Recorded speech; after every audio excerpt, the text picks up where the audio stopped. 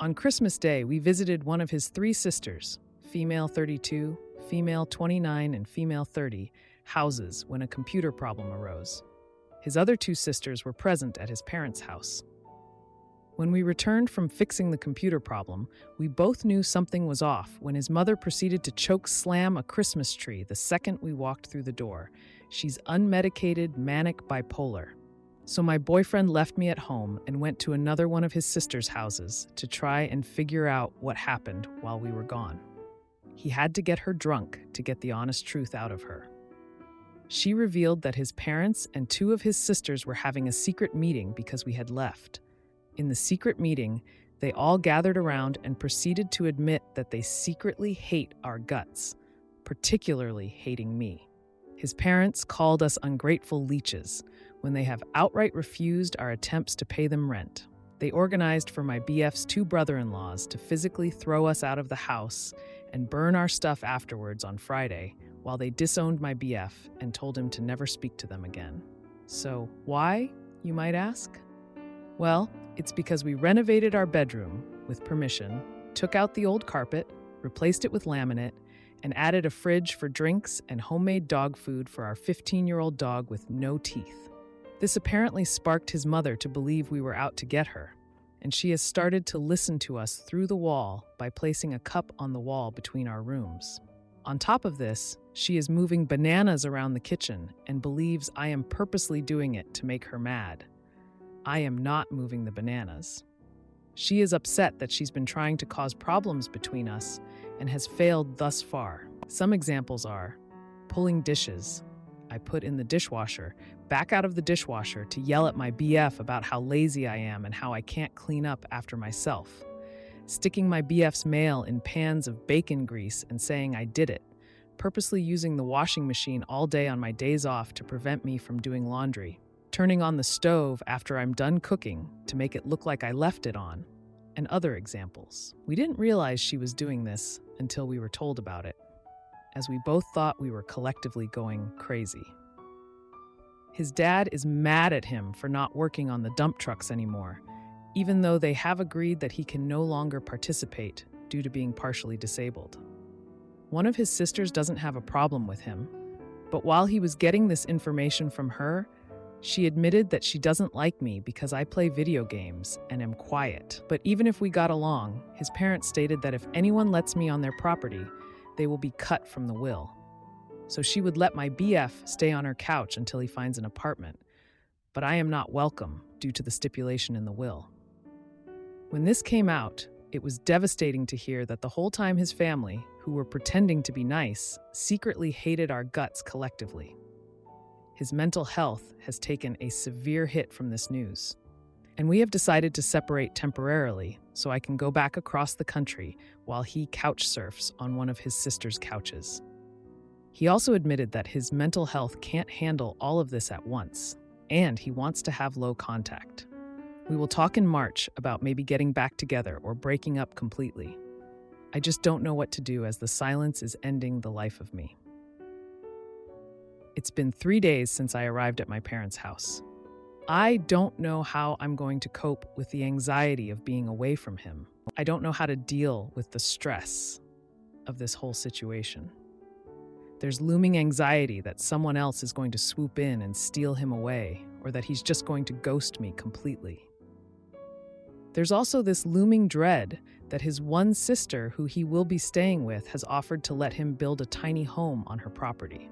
However, I cannot even step foot onto her property as she doesn't want to lose out on their parents' will. I don't understand how to cope with the anxiety and stress of this situation and would like some advice from anyone who's dealt with a similar situation before. Thank you to anyone with helpful advice. Update. To start off by answering some commonly asked questions. Our finances were separate and we each have our own money, so my money is safe.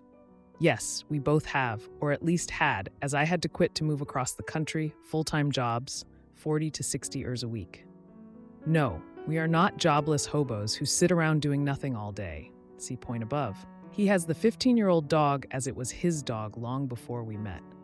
The dog is safe but in poor health, soft food diet only, incontinent, also why we had to replace the carpet, arthritis, and dementia. We had 2 parrots he kept because they like him more than me. The reason I was so worried in my last post about somebody else swooping, that I intentionally left out to prevent this being the final nail in his jerk coffin, is because he has a coworker who has admitted she gets downstairs butterflies every time he's around and talks about how it sucks that he has a GF but wants to remain friends. We have been fighting that continuing to message her outside work is inappropriate, especially messaging her late at night while I'm asleep.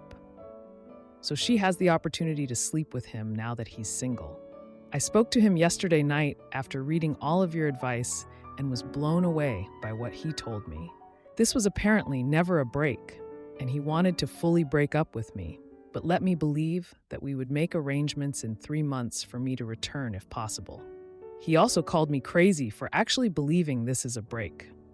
He admitted he hasn't confronted them about their actions, but rather celebrated with them now that I'm gone because his parents are willing to let him stay longer now.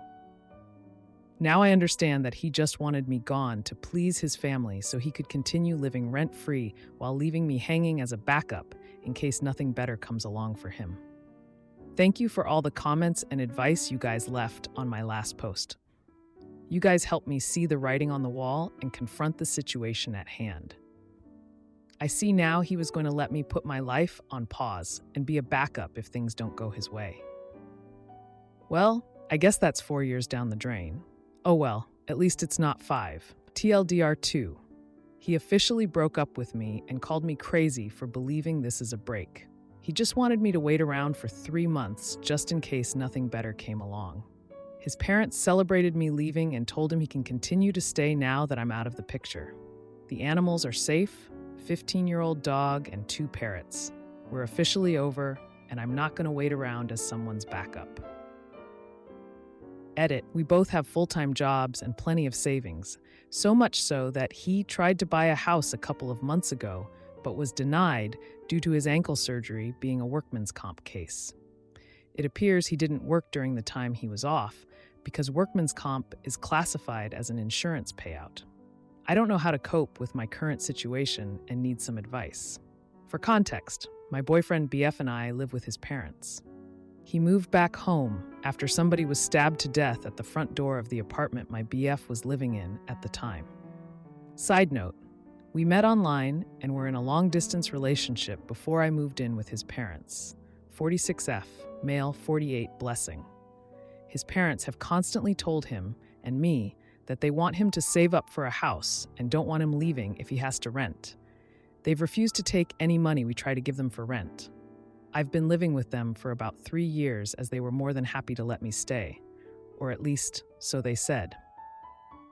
The prior arrangement was that my BF would help with repairs on his father's dump trucks and I would help around the house instead of paying rent. Well, my BF broke his ankle at work in September of last year and required ankle surgery and months of rehab. He has effectively been written off as partially disabled because the surgery went badly. And due to this, his parents have written off the idea of him helping with the mechanic and instead have been having him do other tasks. Now for a few comments before the update. Comment 1. Are you guys codependent and both with mental health issues? I feel like as young adults, you shouldn't blame everything on other people. Just because they want you guys to live in their house doesn't mean you have to. And how long has this renovation been? It sounds like it's been a while since his mom was mad at you guys, yet you were still there. Also, if they are not happy with the renovation, why don't you just put everything back the way they were? As far as I can tell, it's just the carpet, a fridge, and dog food.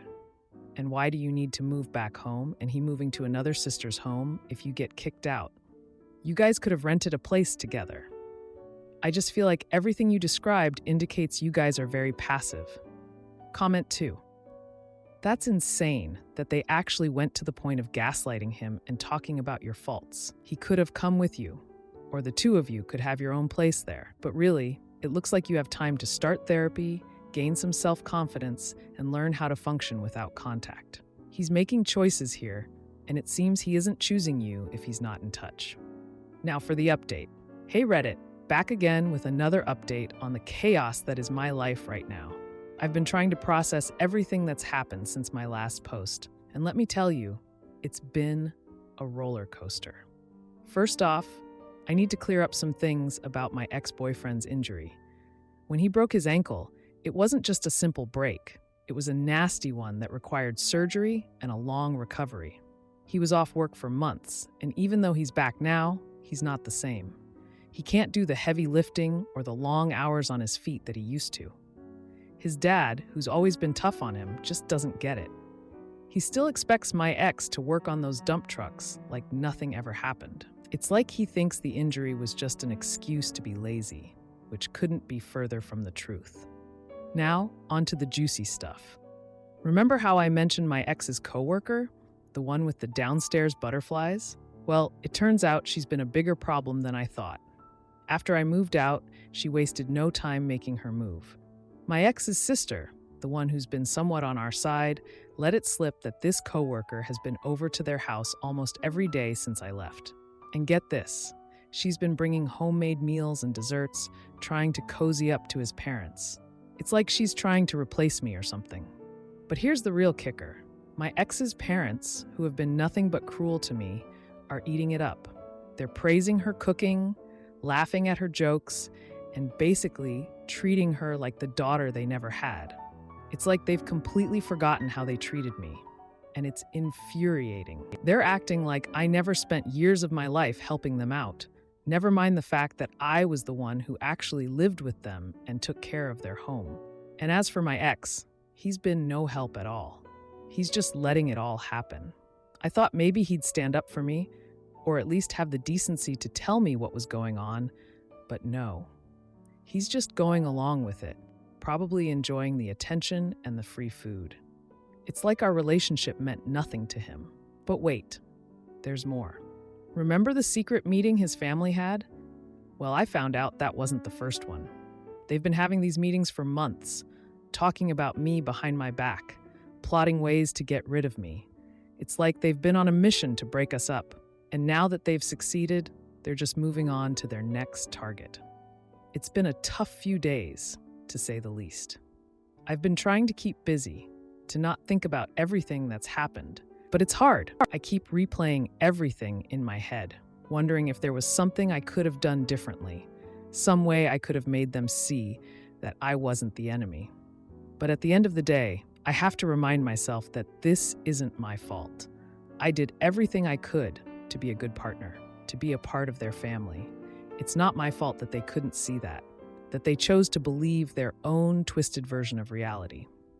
So, that's where I'm at right now, trying to pick up the pieces of my life and move on. It's not going to be easy, but I know I deserve better than this. I deserve to be with someone who will stand up for me, who won't let their family walk all over me. And I'm going to find that, no matter how long it takes. I couldn't catch my friend when he fell while climbing, and now I'm full of guilt. But then he gets revenge on his ex and old climbing group. So 2 years ago, I was climbing with a friend, and he fell from 40 feet onto rocks, ripping out all his protection that was supposed to catch him. I'll spare you the gory details, but it was probably the single most horrifying thing I've ever seen, and I've never seen a human being in so much pain before. He is alive, but no longer has use of his legs. We were still hanging out while and after he recovered, and have talked a bit about it, but there's a lot that I have a hard time talking about. I have this sort of survivor's guilt because I still have full function of my body, and I see how much it pains him to not engage with the outdoors like we used to. I brought this up, but he took it as me feeling guilty that I didn't catch him, which is true. But then he told me how guilty he feels that I had to watch him nearly die and see such a gruesome thing, take care of him, and initiate rescue. After he told me this, I just couldn't tell him that I feel so guilty that I can still walk. It just felt wrong.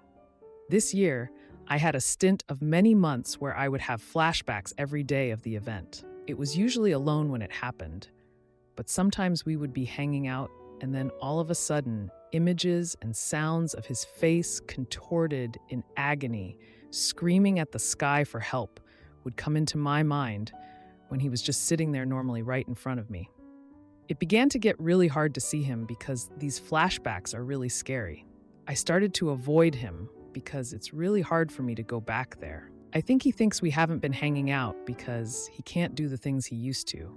But that's not the case. I'm just afraid. I want to tell him this is the reason, but he already feels so guilty about it and has so much on his plate that I can't bring myself to add to his pain. It's really eating me up because he's one of my best friends, and I don't want to abandon him. I'm just going through a lot in my head. How do I approach this conversation? Edit. Wow. This is way more responses than I ever thought I would get. I really appreciate everyone's advice and know that I read all your comments, but I have had a long bout of insomnia and am too tired to think of responses to all of them. Looks like I need to restart my quest for EMDR in rural USA. I'll try to get to some of these comments tomorrow. Thank you. Now for a few comments before the update. Comment 1. You probably don't need to talk to him about it. You need to talk to a trauma therapist about it. Specifically, a trauma therapist. Those flashbacks and memories don't always just go away. Seeing him is a trigger. You see his face and remember it twisted in agony. Those kinds of memories aren't just memories. Your body actually relives it in that moment. Your vitals will spike, your body goes into fight or flight. You need professional help processing what happened and reducing your triggers and your body's response. A lot of therapists don't actually know how to treat trauma at all and can make it worse. Please look for a therapist who is trained in dealing with trauma. I suggest someone who is EMDR trained. Comment 2. When I was in the climbing club at college, one of us watched another of us die while climbing. It messed him up. He became odd, withdrawn. He wore his climbing helmet 24/7 to college while studying and such like. You, like him, have gone through a legitimate trauma yourself, and I urge you to see a therapist for yourself. You should have done this years ago, really. And the therapist can help you work through how you relate to your friend. Now for the update. Hey, everyone. It's been a hectic couple of weeks since my last post, and I've got quite the update for you all. First off, I finally mustered up the courage to talk to my friend about the flashbacks and my fears. It was one of the hardest conversations I've ever had. We were sitting in his living room, surrounded by pictures of our past climbing adventures, when I just blurted it out. I told him about the flashbacks, how they haunted me, and how they were the real reason I'd been keeping my distance. To my surprise, he didn't react with pity or sadness. Instead, he shared something with me that I never knew. Turns out, he'd been feeling isolated and had started seeing a therapist who specialized in trauma. He suggested that I do the same, and even offered to help me find someone. It was a relief to know that he didn't blame me for needing space. But that's not even the most shocking part of these past 2 weeks. Remember how I mentioned that my friend couldn't use his legs anymore? Well, he's been secretly working with a physiotherapist and has made some incredible progress. He called me over one day, and when I walked in, I couldn't believe my eyes. There he was, standing up with the help of some braces.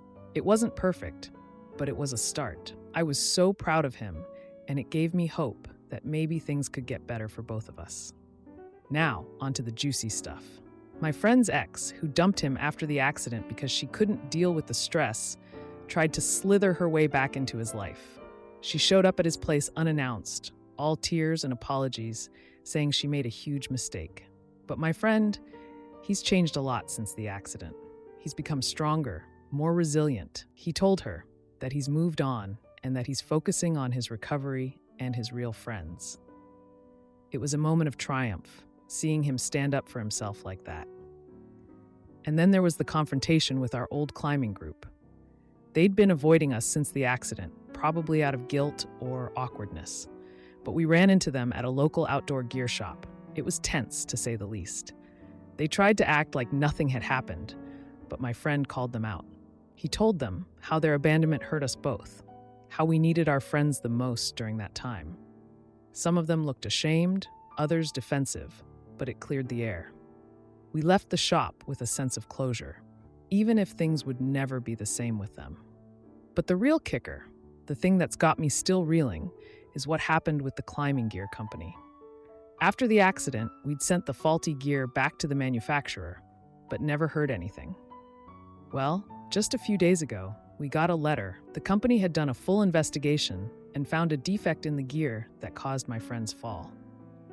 They issued a recall and offered him a substantial settlement. It was vindication in a way, and it meant he could afford better medical treatment and adaptive equipment. As for me, I've started therapy, like my friend suggested. It's been tough, digging into all those painful memories, but it's helping. I've even joined a support group for people who've witnessed traumatic events. It's comforting to know I'm not alone in this. And the subtle justice in all this? Well, my friend's ex is now dating one of the guys from our old climbing group, the same one who was the most defensive at the shop. They seem perfect for each other, both self-centered and shallow. Meanwhile, my friend and I were rebuilding our lives, stronger and more connected than ever. Fiancé sleeps through alarm, so I drive to their house, but next day his aunt texts him saying I'm not a good fit for the family. Oh boy, she has no idea what's coming. I work night shifts, 8 p.m. to 4 a.m., in an emergency pet hospital. I see a lot of crying owners holding their dead pets in their arms, animals with chronic sicknesses. It's sad, but I love my job regardless. However, you can probably guess that it is emotionally and mentally taxing. My fiancé works day shift in the union. He has fun at work with his buddies and gets to mess around a lot. Another important note is that I have bad social anxiety around people that I'm not completely comfortable with. My fiancé's aunt was hosting a surprise birthday party for his grandma, aunt's mom, at her house, which was one state over. Around a 5-hour drive, since I was working up until 4 a.m. into Saturday morning, and the party was at 2 p.m. that same day, my fiancé decided that he would drive to my house to meet me there for 4 a.m., which is when I got off. And then we can set off and I can start sleeping in the car to try and get a couple of hours at least. We live 45 minutes away from each other, and I live in the opposite direction of his aunt's house. Although he didn't mind backtracking if that meant I got more sleep. 4 a.m. came around, and he's not there. Turns out he slept through his alarm. I call him, and we just agree that it would be faster if I just drove the 45 minutes to his house, and then we set off from there. So I lost some sleep. We got in the car. I'm tired, groggy, and honestly, a little salty that he didn't show up and slept through the alarm. But hey, it happens. I barely slept during the whole ride. The sun was in my eyes through the blanket I had over my face. The recliner seat was uncomfortable, just not ideal. I wasn't well rested at all. We get there. I say hello to everyone and ask some family members who are already there some questions about their dog because it's a common interest of mine. I let the family talk for a while and I sit and listen. I'm a big listener and never have a lot to say regardless. So I do that while staying present. The party rolls around. We eat, talk to some people here and there, and I go over to the couch and put a blanket over my legs. I am so exhausted at this point that my eyes kept closing, and I couldn't help it. My fiancé suggested going to take a nap, but I refused until the guests left. We stayed at his aunt's house for the night because I didn't want to be rude by going to sleep so early. I just wanted to be around still, but I was too exhausted to stand or even keep my eyes open.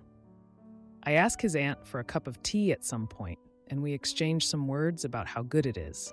Then my fiancé and I went to bed because we were both pretty tired. In the morning, there was a very weird feeling in the air. I ignored it and chalked it up to my anxiety, and I told myself that it's my feelings that are causing me to be anxious for no reason. Turns out, it was a gut feeling. The next day, he receives a text from his aunt pretty much saying how rude I had acted the whole night and to never bring me to another social gathering that she is hosting again. How I had apparently made it clear that I didn't want to be there. She ended her message with, "I am saying this out of love. She is not for you." I was pretty taken aback. No one had said anything to me about it. They knew that I just worked a night shift and barely got any sleep in the car. I really didn't know where this was coming from. The worst part is that my fiancé immediately submitted to his aunt. He sent her a text back saying how embarrassed he was of my actions. I really didn't understand what actions I took, though. I smiled at people, listened when they were talking. I was present. I am a natural wallflower. His aunt also insinuated that I am painting myself as a victim by blaming it on the night I had prior and my history of social anxiety. It seems that he won't fully be on my side about this, and he told me that his family has been right in the past about other stuff, so he would rather trust their opinion, even on the chance of them being wrong about it. How can I deal with this situation without making it awkward for the next time that I see his aunt again? How can I deal with this situation so that it's not awkward the next time that I see his aunt? Now, for a few comments before the update. Comment 1. It was unreasonable for him or his family to expect you to attend a party 5 hours away from where you live, and that was being thrown during the time you'd normally be sleeping. It would be like inviting a 9-to-5 worker to a party that starts at 1 a.m. Would anyone be surprised if that person wasn't at their bright and cheerful best? In my family, half of us work weird hours, nights, weekends. To get everyone together at the same time is a monumental task. And when someone shows up even when they're exhausted, we are just happy to share space with them. We're grateful to have them. We want to make sure they're comfortable. We don't mind if they doze. Your boyfriend's aunt is rude and entitled. It was not her place to tell him who is for him and who isn't. Your boyfriend was wrong for not shutting her down. Comment 2. Tell him you want to talk. Ask if he has anything to tell you first. Do it in person. If he doesn't reveal it to you, ask why he didn't stand up for you with his aunt. He slept through an alarm and changed plans. You were trying to be nice, but you were exhausted. He let them invalidate you. Ask if that's how he really feels, or if he's just trying to placate an answer and validate her feelings. Ask why he didn't immediately say something to you when you asked about it. If you have to bring this up, tell him if he can't stand up for you that you don't see a relationship working out if he can't back his significant other up. Now for the update. Hey everyone, a lot has happened since my last post, and I've got to tell you, it's been a rough ride. So let's dive right in. After the whole fiasco with my fiance's aunt, things just spiraled. I thought it couldn't get worse, but boy, was I wrong. Remember how my fiance didn't stand up for me? Well, that was just the tip of the iceberg. He started acting distant, and I couldn't figure out why. I mean, we've been through thick and thin from the time we got lost on a hiking trail and had to rely on each other to find our way back, to supporting each other through job changes and family drama. But this time, it was different. He was spending more time with his family, and I was left to wonder what they were saying about me. I tried to talk to him about it, but he just brushed it off, saying I was overthinking things. That's when I knew something was up. One day, I came home early from my shift at the pet hospital. I was exhausted, having dealt with a particularly tough case of a dog hit by a car. I just wanted to crash and forget the world for a bit. But when I walked in, I found my fiancé on a call, laughing in a way I hadn't heard in weeks. My heart sank when I heard him say, "Yeah, she's just not good with people, you know?" It was clear he was talking about me. I confronted him after the call, and that's when the bomb dropped. He admitted that his family had been pressuring him to reconsider our engagement, saying I wasn't a good fit for their family. I was heartbroken. We'd been together for years, and his family had never been an issue until now. It was like all those times we'd spent getting to know each other, sharing our dreams and fears, meant nothing. But wait, it gets juicier. His cousin, who I'd always gotten along with, reached out to me. She told me that the aunt had been stirring the pot, bringing up things from my past that I'd confided in her in confidence. Like that time in high school when I had a panic attack before a presentation, which I'd shared with her during a heart-to-heart. She was using my vulnerabilities against me. The cousin also let slip that the aunt had been planning this for a while, ever since she found out I worked night shifts and wouldn't be able to attend many family events. She saw it as me not making an effort to be part of the family. It was like a punch to the gut. I'd always tried to be there, even when it meant sacrificing sleep or pushing through my social anxiety. Things came to a head at another family gathering, which I dreaded but felt I had to attend to show I was trying. It was a dinner, and I was on edge the whole time. I could feel their eyes on me, judging my every move. I tried to make conversation, but my words felt forced. Then, out of nowhere, the aunt brought up the birthday party incident in front of everyone. She accused me of being disrespectful and not caring about the family. I was stunned into silence. My fiancé just sat there, not defending me. It was like a replay of the birthday party, but this time I couldn't just sit back and take it. I excused myself from the table, my head spinning. I locked myself in the bathroom, trying to calm down. When I finally emerged, I found my fiancé waiting outside. He said we needed to talk. We ended up having a heated argument right there in his aunt's hallway. He said he was tired of always having to smooth things over with his family because of me. I couldn't believe what I was hearing. Was this the same guy who once told me he loved how I could just listen and be present? That I didn't need to be the life of the party to be important? I left the dinner early, driving back home alone. I spent the night replaying everything in my mind, trying to figure out where it all went wrong. The next day, my fiancé came over to talk. He apologized for not standing up for me, but the damage was done. We were at a crossroads, and I wasn't sure where we were headed. So here I am, trying to pick up the pieces of my relationship while dealing with the fallout from his family. It's like walking on eggshells, not knowing what might happen next. I'm still working my night shifts, caring for animals and their owners, but now I'm also trying to mend my heart and figure out if this relationship can survive the family drama. If you liked this video, you'll probably like these too. Also, while you're here, please consider subscribing. It's your support that keeps this channel alive and allows me to make better and longer videos. Have a great day.